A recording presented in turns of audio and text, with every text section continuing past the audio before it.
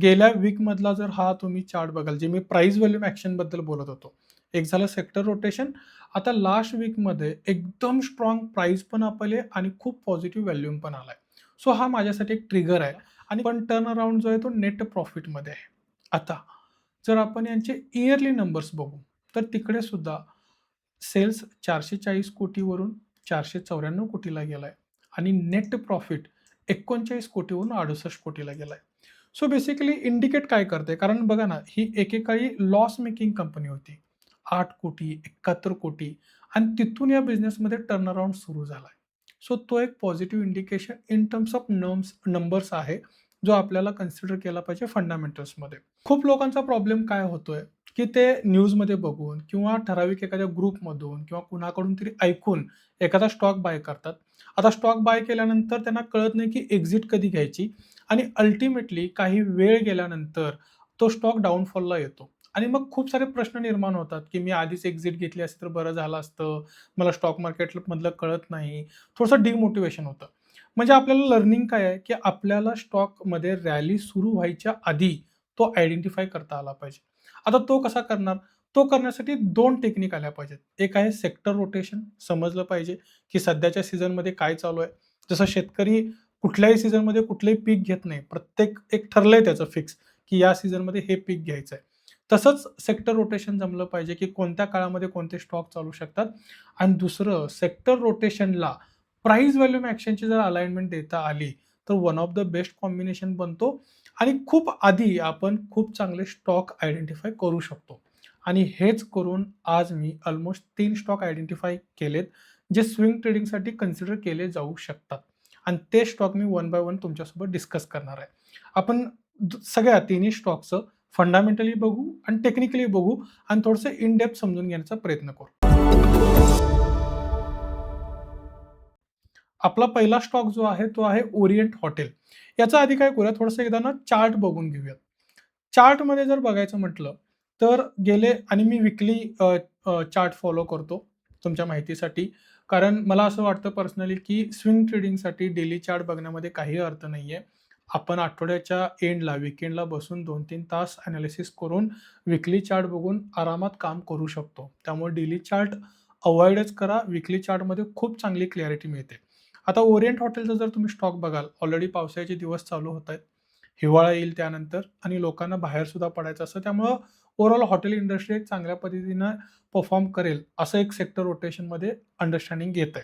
आणि पर्टिक्युलर जर ओरिएंट हॉटेलचा चार्ट बघितला, तर गेल्या वीकमधला जर हा तुम्ही चार्ट बघाल, जे मी प्राइस व्हॉल्यूम ॲक्शनबद्दल बोलत होतो.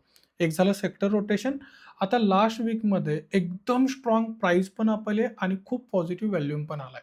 सो हा माझ्यासाठी एक ट्रिगर आहे आणि हा स्टॉक एक छान असा कप फॉर्म करण्याचा प्रयत्न करतोय आणि कप विथ हँडल किंवा कप पॅटर्नबद्दल मी तुम्हाला काय सांगणार, तुम्हाला त्याची कल्पना असेलच, की जेव्हा असा कप फॉर्म होत असतो, तेव्हा स्टॉकमध्ये एक पॉझिटिव्ह मोमेंटम येत असतो. हा झाला टेक्निकल पार्ट, की खूप चांगली याच्यामध्ये आपल्याला मोमेंटम बघायला मिळते. जर आपण या स्टॉकचं फंडामेंटल समजून घ्यायचं म्हटलं, तर इकडे मला एक महत्त्वाचा ट्रिगर दिसतोय. बाकी सगळं आर-ओ-सी, आर-ओ-ई हे तर चांगलं आहेच. एक जो महत्त्वाचा ट्रिगर आहे, तो म्हणजे हा स्टॉक या क्वार्टरमध्ये जेव्हा या रिसेंटली क्वार्टरचा नंबर आला, तेव्हा यांचा प्रॉफिट जर तुम्ही बघाल, तर 19 कोटीवरून 32 कोटीला गेलाय. सेल्स ऑलमोस्ट तिथेच आहे. 133 कोटीहून 136 कोटीला. पण टर्न अराउंड जो आहे तो नेट प्रॉफिटमध्ये आहे. आता जर आपण यांचे इयरली नंबर्स बघू, तर तिकडे सुद्धा सेल्स 440 कोटीवरून 494 कोटीला गेलाय आणि नेट प्रॉफिट 39 कोटीवरून 68 कोटीला गेलाय. सो बेसिकली इंडिकेट काय करते? कारण बघा ना, ही एकेकाळी लॉस मेकिंग कंपनी होती. 8 कोटी, 71 कोटी आणि तिथून या बिझनेसमध्ये टर्नअराउंड सुरू झालाय. सो तो एक positive indication in terms of numbers आहे, जो आपल्याला कन्सिडर केला पाहिजे फंडामेंटल्समध्ये. सो हा एक पॉइंट. दुसरा, मी नेहमी आमच्या कम्युनिटीमध्ये सगळ्यांना सांगत असतो, की मला स्टॉक मार्केटमध्ये अशा कंपनीसोबत काम करायचं आहे, की ज्याच्यावरती कर्ज कमी आहे किंवा कर्ज कमी-कमी करत चाललाय. कर्ज घेतलं पाहिजे बिझनेससाठी, वाईट नाहीये. पण खूप जास्त कर्जसुद्धा बिझनेस बुडवू शकतो. आणि या स्टॉकमध्ये जर तुम्ही बघाल, तर कन्सिस्टंटली बॉरोइंग्स कमी होत आहेत आणि याच्या अपोझिटमध्ये रिझोर्स वाढत चाललेत. सो हे मला कुठे ना कुठे एक पॉझिटिव्ह बिझनेस किंवा एक हेल्दी बिझनेसचं इंडिकेशन देतंय, की फंडामेंटल्स ग्रो करतायत या कंपनीमध्ये आणि टेक्निकलचा सपोर्ट तर आहेच आहे. आणि एक शेवटचा पॉइंट जो मी नेहमी बघतो, की प्रमोटर्स त्याच्यामध्ये चांगल्या पद्धतीनं पाहिजेत किंवा बिग प्लेयर्सची इन्व्हॉल्वमेंट पाहिजे, जी ह्याच्यामध्ये दिसतीये. प्रमोटर्सनी इव्हन स्टेकसुद्धा वाढवला गेल्या क्वार्टरमध्ये. त्यामुळे फंडामेंटल फ्रंटवरती मी ओरिएंट हॉटेलबद्दल असा विचार करतोय. सो मी टेक्निकल सांगितलं तुम्हाला आणि फंडामेंटल पण सांगितलंय. आता नेक्स्ट स्टॉक. आपला नेक्स्ट स्टॉक जो आहे तो आहे बालाजी अमाईन्स. सो काय करूयात, बालाजी अमाईन्सचं एकदा आपण टेक्निकल बघूयात. आता टेक्निकलमध्ये मी तुम्हाला मी कप सगळीकडे फॉर्म करून ठेवला तुमच्या लक्षात येत असेल. सो माझी स्ट्रॅटेजी असं म्हणण्यापेक्षा आपण असं म्हणू शकतो, की कप फॉर्मेशन जो एक पार्ट असतो ना, 1 मिनिट मी तुम्हाला व्यवस्थित सांगतो थोडंसं. सो कप फॉर्मेशन जो पॅटर्न आहे ना, की एखाद्या स्टॉकमध्ये डाउनफॉल येतो आणि तो पुन्हा कुठेतरी पिक करण्याचा प्रयत्न करतोय. सो मला अगदी बॉटमला पकडायचं नाहीये त्याला. कप फॉर्मेशनचं सुद्धा 70% पर्यंत जेव्हा ग्रोथ येईल, जसं आता या ह्याच्यामध्ये मी तुम्हाला दाखवतो. मिनिटं. आता तुम्ही इकडे बघाल. सो हा स्टॉक इथून इतका पडलाय, पण इथे एक रेझिस्टन्स आहे आणि इथे सपोर्ट घेऊन ग्रो करण्याचा प्रयत्न करतोय. ठीक आहे.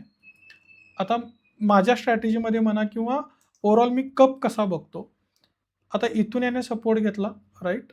आणि याने एक असा कप बनवण्याचा प्रयत्न सुरू केला आणि मी त्यासाठी EMA 30 वापरतो. One of the best indicator माझ्या अंडरस्टँडिंगने सो फार माझ्या एक्सपिरियन्सवरती.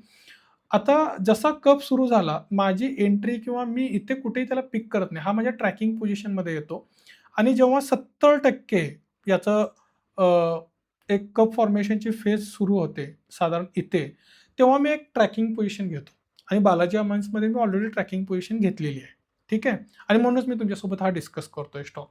सो हा असा 1-1-1-1 करत जसा अप मूव्ह देईल, तसा एक मोमेंटम येतो. आपल्या बाबतीत काय होतं नेमकं, की हा ब्रेकआउट होऊन वरती गेल्यानंतर तो स्टॉक आपल्यापर्यंत पोहोचतो. आता बालाजी अमाईन्सचे जर फंडामेंटल्स बघायचे म्हटले, बालाजी अमाईन्स, तर याच्यामध्ये सुद्धा ट्रिगर पॉइंट सगळ्यात महत्त्वाचा. एकतर गव्हर्नमेंटने बालाजी अमाईन्सला सपोर्ट केलंय, एक नवीन प्रोजेक्ट आणण्यासाठी. त्याच्यामध्ये साधारण 350 कोटीची त्यांना फंडिंग्स मिळालेत. तो एक पार्ट आहे. पण त्याच्या व्यतिरिक्त जर आपण त्यांचे रिसेंटली क्वार्टरचे नंबरसुद्धा बघितले, 353 कोटीवरून 395 कोटीला सेल गेलाय आणि गंमत अशी आहे, 40 कोटीवरून 65 कोटीला नेट प्रॉफिट गेलाय. आणि इयरली नंबर्समध्ये सुद्धा जो एक डाऊन आला होता मार्च 2025ला, तो पुन्हा रिगेन करण्याचा प्रयत्न दिसतोय. कारण 159 कोटीवरून 169 कोटीला आता नेट प्रॉफिट गेलेला आहे. इन्व्हेस्टर्स लेव्हल एकदा चेक करूयात. सो इन्व्हेस्टर लेव्हलला काय दिसतंय बघा. प्रोमोटर्स ऑलमोस्ट कन्सिस्टंट आहेत. बिग प्लेयर्सनी थोडासा स्टेक कमी केलाय, पण पब्लिक होल्डिंगमध्ये तो स्टेक आलेला आहे.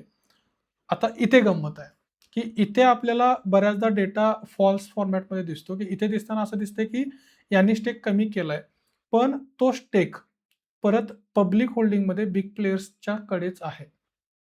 सो हे एक थोडंसं पॉझिटिव्ह इंडिकेशन आहे बालाजी अमाईन्सबद्दलचं. ठीक आहे. यानंतरचा आपला पुढचा स्टॉक आहे छोला फायनान्स. त्याचं तुम्हाला मी एकदा फंडामेंटल्स दाखवण्याआधी मी तुम्हाला एकदा त्याचा चार्ट दाखवून देतो. सो याच्यामध्ये पण सेम स्टोरी आहे. जर आपण व्यवस्थित बघाल तर. सी इथे पण झालं होतं. इथे रेझिस्टन्स घेतला, परत कप फॉर्म झाला, हा वरती गेला. इथे कुठेतरी तुमच्यापर्यंत न्यूज आली असेल, हा पुन्हा खाली आला. सो पुन्हा हा आता कप फॉर्म करण्याचा प्रयत्न करतोय आणि याची ब्रेकआउट लेवल जी आहे ती इथे आहे. हाय 2231च्या आसपास. सो पुन्हा याचं कप फॉर्मेशन सुरू झालंय. याच्या आधी पण एकदा फेल झालाय. पण आता हा पॉझिटिव्ह मोमेंटमने येतोय आणि याचे जर फंडामेंटल्स बघायचे म्हटले,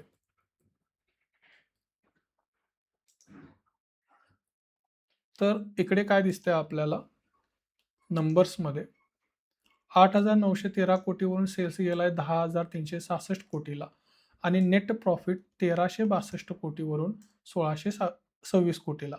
म्हणजे ऑन एव्हरेज सेल्समध्ये 16.13% ची ग्रोथ आहे आणि प्रॉफिटमध्ये 12% ची ग्रोथ आहे. Plus year on year number जर बघितले आपण, तर सेल्समध्ये 17%ची ग्रोथ आहे आणि प्रॉफिटमध्ये 12%ची ग्रोथ आहे. आता तुमच्यासाठी एक गुड न्यूज अशी आहे, की आपली स्वतःची एक ट्रेडेबल कम्युनिटी आहे. ज्या कम्युनिटीमध्ये ही टेलिग्रामवरची कम्युनिटी आहे. हा क्यूआर स्कॅन करून तुम्ही तो ग्रुप जॉइन करू शकता. जिकडे तुम्ही मला याच्यावरती फॉलोअप क्वेशन्स विचारू शकता किंवा तुमच्या मनामध्ये काही डाउट्स असतील, तर ते डाउट्ससुद्धा तिकडे विचारू शकता. सो जे काही मी तुम्हाला 3 स्टॉक आज सांगितले, ते तिन्ही स्टॉक तुम्ही प्रॉपरली स्टडी करा, फंडामेंटल करा, त्यांचं टेक्निकल समजून घ्या व्यवस्थित. मी जे काही ट्रिगर पॉइंट्स सांगितलेत, त्यांचा अभ्यास करा आणि थॉटफुली डिसिजन घ्या. आणि सगळ्यात महत्त्वाचं, कोणताही स्टॉक वन टेकमध्ये कंप्लीटली बाय करू नका. तुम्हाला ट्रांच बाय ट्रांच ॲडिशन करायचं आहे. कुठलाही म्हणजे तुम्ही इन जनरल बाहेरचा जरी एनालिसिस करून कोणता स्टॉक घेत असाल, तर आधी ट्रॅकिंग पोझिशन घ्या. इन अँड गो सगळे पैसे इन्व्हेस्ट करण्याची गरज नाही आहे. स्टेप बाय स्टेप ॲडिशन करा. जसं-जसं स्टॉक वरती जाईल, तसे थोडे-थोडे पैसे ॲड करत चला. त्याला आपण आपण नेहमी ॲव्हरेज डाउन करतो, पण ॲव्हरेज अप करून बघा. तुम्हाला चांगले रिझल्ट्स मिळतील. ठीक आहे? धन्यवाद. पुन्हा भेटू अशाच एका व्हिडिओमध्ये.